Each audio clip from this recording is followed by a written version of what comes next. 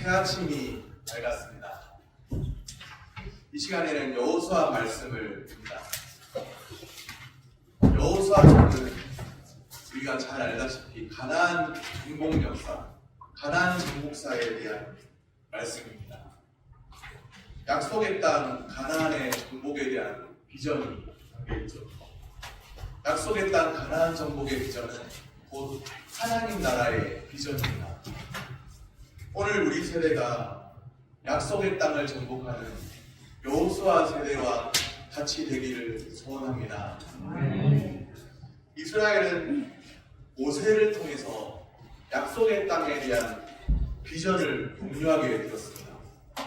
이집트의 애굽에서 노예로 430년간 대략 살고 있었는데 모세를 통해서 이제 이집트에서 나오게 되고 또 약속의 땅을 향해 가게 되고 약속의 땅에 대한 비전을 모세를 통해서 이스라엘은 공유하게 되었습니다.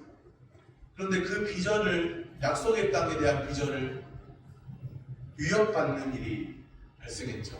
그게 무엇이냐면 이스라엘을 위해서 약속의 땅에 대한 비전을 전해준 모세가 그 공동체를 떠나가게 된 겁니다. 여호와의 종 모세가 죽은 후에 여호수아서는 이렇게 시작되고 있습니다. 여호와의 종 모세가 죽은 후에 여호와의 종 모세가 죽은 후에도 약속의 땅을 향한 하나님의 계획은 현재 진행 중입니다. 모세가 죽었다고 해서 그 약속의 땅에 대한 비전이 사라진 것이 아니라 현재 진행 중이라는 것이죠. 약속의 땅을 향한 계획이 모세에게서 나온 것이라고 한다면 그것은 모세의 죽음과 함께 끝났어야 했습니다. 그런데 약속의 땅을 향한 계획은 아직도 이스라엘에게 남아 있습니다. 여전히 유효합니다. 이것은 약속의 땅을 향한 계획이 모세에게서 나온 것이 아니라 하나님의 계획인 것을 보여줍니다. 지도자 모세의 죽음은 이스라엘 언약 공동체에 있어서 상당한 충격과 슬픔으로 다가왔을 것입니다. 그는 어떤 사람이라고 불리느냐면 여호와의 종 모세, 그렇게 불립니다. 여호와의 종 모세가 죽은 후에 여호와의 종이죠. 여호와의 종으로 불리던 그 모세가 이스라엘을 떠나갑니다. 그런데 모세는 죽었어도 그가 이스라엘에게 전해준 약속의 땅에 대한 그 비전은 여전히 남아있습니다. 아직 끝나지 않았습니다. 약속의 땅에 대한 비전이 하나님에게서 나온 것이 분명하다면 그것은 모세의 죽음으로 인해서 멈출 수 없죠. 사명자는 떠나갔어도 그 사명은 여전히 계속됩니다. 그 어떤 상황이 펼쳐진다고 해도 약속의 땅에 대한 하나님의 계획은 멈출 수 없습니다. 오히려 그 어떤 삶의 형편 가운데서도 하나님이 주신 비전이 희미해지기는커녕 더욱 뚜렷해집니다. 더욱 생생해집니다. 많은 시간이 흘렀지만 하나님이 주신 그 약속의 땅에 대한 비전은 더욱 생생하게 남아있습니다. 하나님께서는 모세 이후에 또 다른 한 사람 여호수아를 세우셨죠. 약속의 땅에 대한 비전을 성취하고 가나안 정복의 대업을 완성하게 하십니다. 여호수아에게 주어진 가나안 정복이라는 위대한 사명이 있습니다. 하나님께서 여호수아에게 말씀하십니다. 2절에 보면 내 종 모세가 죽었으니 이제 너는 이 모든 백성과 더불어 일어나 이 요단을 건너 내가 그들 곧 이스라엘 자손에게 주는 땅으로 가라. 그렇게 말씀하십니다. 모세는 가나안 정복을 위해 많이 헌신했지만 가나안 정복을 끝까지 보지 못하고 죽게 되죠. 가나안 정복을 실제로 이루는 것은 여호수아와 그와 함께한 백성들이 담당해야 하는 몫이 되었습니다. 그런데 사명을 감당해야 하는 여호수아의 마음은 어땠을까요? 약속의 땅을 향해 나아가니까 마음이 기뻤을까요? 아니면 두려웠을까요? 어떻게 생각하십니까? 여호수아 마음에는 두려움이 있었습니다. 위대한 지도자 모세도 떠나갔는데 출애굽의 역사 가운데 크게 쓰임받았던 모세, 이집트의 10가지 재앙에 그때 그 현장에 있었던 그 모세, 그 위대한 지도자 모세도 떠나갔는데 내가 잘할 수 있을까? 그런 생각이 있었던 것 같습니다. 하나님이 여호수아의 그 마음을 잘 아세요. 2023년을 우리가 잘 감당할 수 있을까? 하나님이 우리의 마음을 잘 아세요. 하나님이 아시고 여호수아에게 말씀하십니다. 8절에 이렇게 말씀하세요. 그리하면 내 길이 평탄하게 될 것이며 내가 형통하리라. 여호수아야, 너의 가는 길이 평탄할 거야. 형통할 거야. 여호수아는 걱정하고 있는데 가나안 정복 잘할 수 있을까? 2023년 잘 감당할 수 있을까? 염려하고 있는데 여호수아야, 너의 가는 길이 평탄할 거야. 형통할 거야. 우리는 우리 삶에 펼쳐진 크고 작은 상황이 아니라 평탄을 말씀하시는 하나님을 바라보아야 합니다. 이것이 우리의 사는 길입니다. 2023년에는 평탄하고 형통한 일들만 가득하시기를 소원합니다. 그런데 형통, 참 좋은 말인데 형통이 무엇일까요? 싸움이 없는 것이 형통이 아닙니다. 가나안 정복 전쟁이라는 싸움이 남아있잖아요. 가나안 원주민들과 싸워야 하거든. 그런데 너의 길이 평탄할 거야. 형통할 거야. 형통은 싸움이 없는 것이 형통이 아니라는 사실이죠. 남아있는 싸움이 여전히 있습니다. 그런데도 형통을 말씀하세요. 넉넉히 이기고 모든 어려움을 넉넉히 이기고 감당하게 되는 것이 형통인 줄로 믿습니다. 우리가 생각하는 싸움 없는 형통, 아무런 그런 싸움도 없고 잡음도 없는 형통, 그런 게 아니라는 거예요. 우리는 무슨 일을 만나든지 만사형통합니다. 형통을 말씀하시는 하나님이 계시기 때문이죠. 평탄을 말씀하시고 형통을 말씀하시죠. 또 주님은 여호수아에게 동행을 말씀하십니다. 9절에 내가 어디로 가든지 너 어디 가든지 너의 하나님 여호와가 너와 함께하느니라. 그렇게 말씀하세요. 너 어디 가든지 나 여호와 너의 하나님이 너와 함께할게. 그러니 너는 그저 나만 바라보면 된단다. 주님과 동행이 행복의 시작인 줄로 믿습니다. 약속의 땅에 대한 비전은 그 승리가 이미 보장되어 있어요. 약속의 땅 가나안을 아직 싸움도 시작하지 않았지만 이미 얻은 것과 다를 바 없습니다. 가나안 족속들과 제대로 싸워보기도 전에 이미 승리가 보장되어 있습니다. 왜 그렇죠?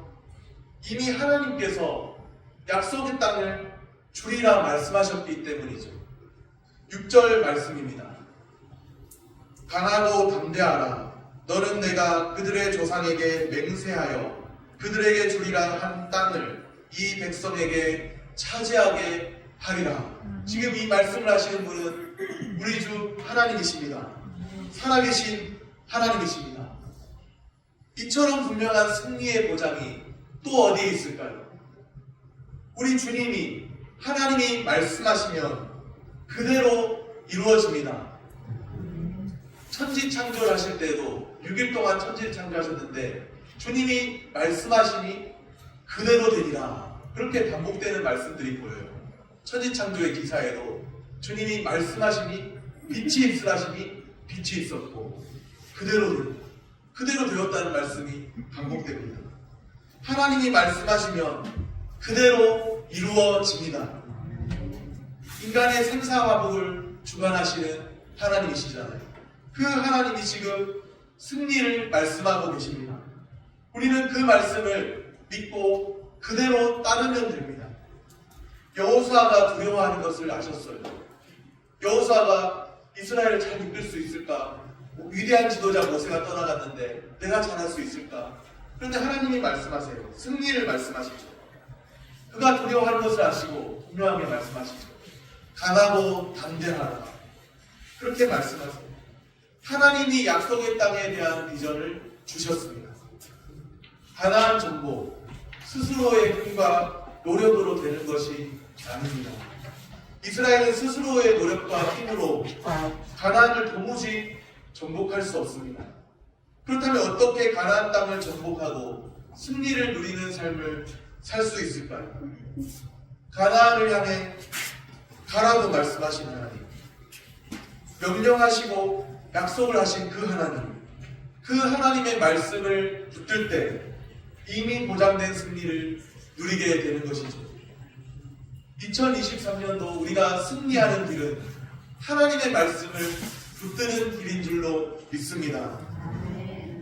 하나님 백성의 삶은 이미 승리가 보장된 삶입니다. 그 승리는 주님의 말씀과 주님이 성취하신 일들을 믿음으로 바라볼 때 누릴 수 있습니다. 승리는 내 것일 때, 승리는 내 것인 줄로, 우리의 것인 줄로 믿습니다. 오늘 하루를 살아갈 때 주님이 말씀하시고 주님이 성취하신 일들, 지금까지 인도해 오신 일들을 믿음으로 바라보시기를 소원합니다. 여호수아에게 평탄, 형통, 동행을 말씀하시는 하나님이시죠. 평탄, 형통, 동행을 누리기 위해서 여호수아가 해야 할 일이 있습니다. 7절 말씀입니다. 오직 강하고 극히 담대하여 나의 종 모세가 내게 명령한 그 율법을 다 지켜 행하고 우로나 자로나 치우치지 말라. 그리하면 어디로 가든지 형통하리니. 먼저는 율법을 다 지켜 행하라 말씀하십니다. 다른 것보다 말씀을 소중히 여기라는 것이죠. 율법, 말씀, 하나님의 말씀을 소중히 여기라는 것입니다. 우리가 2023년도에 분명히 해야 할 것은 다른 것보다, 다른 것도 중요할 수 있겠지만 하나님의 말씀을 제일 소중히 여기는 것입니다. 말씀 제일주의, 하나님 말씀 제일주의 신앙으로 살아가기를 소원합니다. 너가 현재 소중히 여기는 것은 무엇입니까? 다른 그 무엇보다 중요시 할 것은 생명의 말씀이야. 그 말씀 잘 붙들어야 한단다. 우리 주님이 그렇게 말씀하고 계세요. 오늘 우리 삶이 말씀을 소중히 여기는 삶이 되기를 소원합니다. 하나님의 말씀이 우리의 신앙과 생활의 유일한 법칙이 되기를 소원합니다.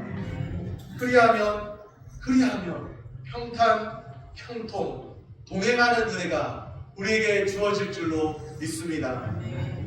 주님은 율법을 다 지켜 행하라 말씀하십니다. 우로나 자로나 치우치지 말라고 말씀하세요. 말씀의 정도, 신앙의 정도에서 벗어나지 말라고 말씀하시죠. 죄가 무엇인가요? 죄가 하나님의 법을 순종함에 부족한 것이나 또는 어기는 것입니다. 말씀의 정도에서 하나님의 법을 순종함에 부족한 것이나 또는 어기는 것, 그런 삶을 살지 말라고 말씀하세요. 자로나 우로나 치우치지 않고 하나님의 말씀에서 벗어나지 않는, 신앙의 정도에서 벗어나지 않는 삶을 살라고 말씀하십니다. 그런데 우리 힘으로 되나요? 잘 안 돼요. 계속 넘어집니다. 계속 죄를 반복듯이 행하잖아요. 그러는 게 우리의 인간의 본성이잖아요. 타락한, 부패한 본성이잖아요. 우리는 말씀의 정도, 신앙의 정도에서 벗어나지 않아야 하는데 계속 넘어집니다. 그래서 어떻게 해야 할까요? 성령의 인도하심을 구해야죠. 하나님의 말씀의 정도, 신앙의 정도에서 벗어나지 않기 위해서 2023년에도 하나님의 성령님의 인도하심을 구하는 우리들 되시기를 소원합니다. 율법을 다 지켜 행하고 우로나 자로나 치우치지 말라 말씀하십니다. 그리하면 어디로 가든지 형통하리라 말씀하시죠. 그러면 반대로 생각해서요. 그리하지 않으면 어떻게 된다는 거예요? 평탄하지도 않고, 평탄할 수도 없고, 형통할 수도 없고, 주님과 동행의 은혜도 누리지 못하게 될 것입니다. 하나님 말씀을 소중히 여기는 사람은 평탄하고, 형통하고, 주님과 동행할 것이지만, 하나님 말씀의 정도를 벗어나서 사는 사람은 평탄한 것 같아도 평탄할 수가 없고, 형통한 것 같아도 형통할 수가 없고, 주님과 동행하는 은혜도 누릴 수 없다는 말씀입니다. 이 말씀은 선택사항이 아니라는 겁니다. 우리가 주님 말씀을 소중히 여겨도 되고, 주님 말씀은 때로는 우리가 하나님 말씀을 감당하기 싫으면 버려도 상관없고, 잠시 하나님 말씀 뒤로 제껴도 상관없고, 그런 것이 아니라는 거예요. 선택사항이 아니라는 거예요. 살기 위해서 하나님 말씀을 소중히 붙들어야 한다는 말씀입니다. 죽고 사는 문제로 생각해야 한다는 거예요. 옵션이 아닙니다. 신앙에서 하나님 말씀을 제일로 생각하는 것은 옵션이 아닙니다. 그것은 죽고 사는 문제인 거예요. 우리가 하나님 말씀 잠시 안 지켜도 살아있는 것 같습니다. 그러나 주님과의 교제, 친밀한 교제가 단절될 수밖에 없는 거예요. 2023년도에는 하나님 말씀을 제일 소중히 여기고, 나의 주 나의 하나님 내게 생명의 말씀 주셨는데 그 말씀 제일 소중히 여기고 주님 말씀과 동행하는 은혜를 누리시기를 소원합니다. 하나님 백성에게 있어서 승리의 근거가 무엇인가요? 우리에게 많은 것들이 주어졌다는 것이 아닙니다. 내게 많은 어떤 자원이 있고 내가 많은 소유가 있고 그것이 내가 승리할 수 있는 길이 아니에요. 하나님 백성에게 있어서 승리의 근거는 다른 것보다 주님이 함께 하심입니다. 9절 말씀입니다. 우리 9절 말씀을 한 목소리로 같이 읽겠습니다. 내가 내게 명령한 것이 아니냐. 강하고 담대하라. 두려워하지 말며 놀라지 말라. 내가 어디로 가든지 내 하나님 여호와가 너와 함께 하느니라 하시니라. 아멘. 주님이 명령한 것을 주님이 이루십니다. 내가 어디로 가든지 내 하나님 여호와가 너와 함께 하느니라. 이것이 바로 승리의 근거입니다. 주님이 함께 하십니다. 우리가 어디로 가든지 주님이 함께 하신다고 약속하셨습니다. 그것이 바로 승리의 근거입니다. 임마누엘, 하나님이 우리와 함께 계시다 함이라. 하나님이 승리를 약속하셨고 하나님이 우리와 함께 하십니다. 주님과 함께하는 주님의 백성들로서 하나님의 말씀 붙들고 순종하는 삶을 사시기를 소원합니다. 하나님 말씀에 순종하는 것은 영적인 자유입니다. 하나님 말씀에 순종하는 것이 자유라고 생각해 보셨나요? 칼빈이 영적인 자유에 대해서 세 가지 정도를 이야기했는데요. 첫 번째 자유는 율법의 정죄로부터 자유한 것입니다. 두 번째 자유는 하나님 말씀에 기꺼이 순종하는 자유죠. 세 번째 자유는 구원과 무관한 것으로부터의 자유를 이야기했어요. 첫 번째 자유는 우리가 의롭다 하심을 얻었을 때, 믿음으로 의롭다 하심을 얻었을 때 율법의 정죄로부터 자유함을 얻었습니다. 그리고 우리가 두 번째 자유, 영적인 자유, 하나님 말씀에 기꺼이 순종하는 자유는 우리가 성화의 삶을, 그리스도의 삶을 살아갈 때 하나님의 말씀에 기꺼이 순종하는 자유를 누릴 수 있습니다. 우리는 하나님의 말씀에 순종하는 것이 자유라고 생각하기보다는 그것은 나를 얽매이는 족쇄가 아닌가. 때로는 하나님 말씀에 순종하기가 참 피곤한데, 싫은데 그것은 자유이기보다는 나를 얽매이는 뭔가 그런 테두리 같은, 종교적인 어떤 테두리 같이 그렇게 생각하진 않았습니다. 그러나 말씀에 순종하는 것이 영적인 자유입니다. 하나님 말씀을 제일 소중히 여기고 하나님 말씀에 기꺼이 순종하는 그 자유를 누리시기를 소원합니다. 말씀을 정리합니다. 하나님 백성의 삶은 승리가 이미 보장되어 있는 삶입니다. 하나님 백성에게 있어서 승리의 근거는 주님이 함께 하심입니다.